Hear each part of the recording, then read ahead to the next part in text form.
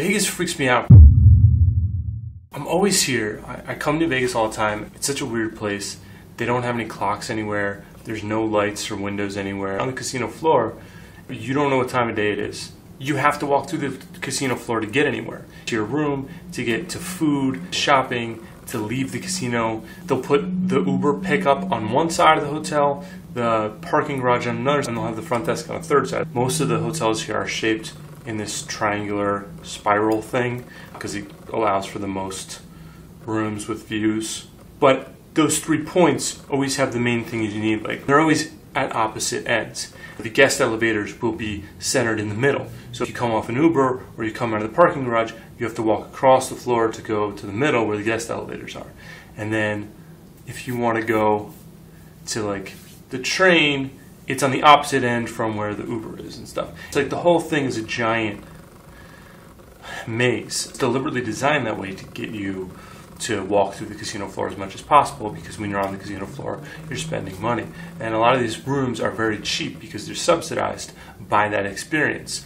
The idea is that if they bring you in and they give you upgrades and they give you free drinks on the casino floor and they give you a cheap room, you'll come here and you'll stay thinking that you're not going to spend a lot of money, but you'll be enticed by the fact that you're constantly walking through this casino floor. You'll spend money gambling.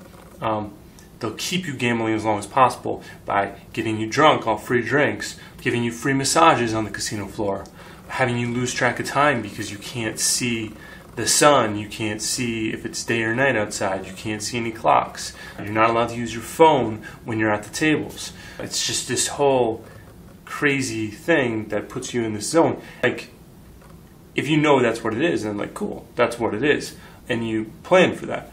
But it's a crazy experience because I find myself very often in this zone. It's also very hard to walk outside. If you walk outside, you can't really cross the street in Vegas. They have a lot of these like walks that go over the highway, and there's no real paths. To get to these walks, you have to walk very far. So there tends to not be that much outdoor walking except on the main drag of the Strip. I find that so much of this stuff is indoors that you end up walking, and you can get from casino to casino without ever going outside. Most of them on the Strip are connected by tunnels. It's crazy. I find myself just having to be very deliberate when I'm in Vegas, and I'm here so often, and I find myself having to just be like, okay, what is it that I want to do right now? Let me decide, pick a time that I want to be there, a time that I want to leave and go there. And not let myself fall trap into the, just kind of moving with the flow of everything that's going on here. Getting sucked in, and the rooms are cold, and I don't know, the rooms aren't exactly designed for you to spend time in your room, because if you're in your room, you're not spending money on the casino floor. That's a reason that there's no coffee in the room. I find the lack of coffee and the lack of the traditional comforts in a lot of these rooms. I don't experience that in the suite, actually. Yesterday in the suite I was doing fine. Now I'm chilling in this room, which doesn't have coffee like the suite did, doesn't have a lot of the perks that the suite did, and now I'm kind of like feeling the coldness and the staleness of the environment and wanting to leave, which of course will require me to walk across the casino. I need to do something right now. I've been trying to figure out if I'm going to catch another flight, and I've just been getting distracted.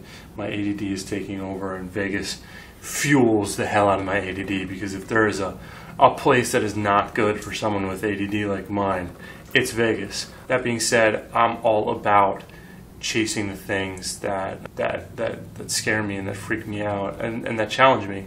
So I'm down for the challenge. And so now I'm going to figure out something to do. So I just got a text from MJ with the location of a really cool project that I've actually been working on remotely from New York, supporting this, but has been going on out here in Vegas, and I haven't seen it in person yet, so I'm going to check it out.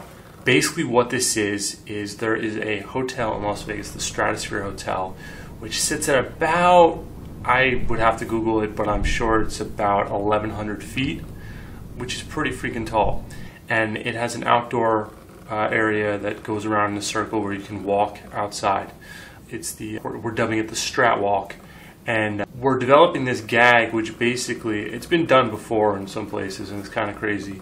But we're basically developing this gag where you're going to walk across a glass floor outside, 1,000 feet up in the air, and you look down and you can see the ground underneath you.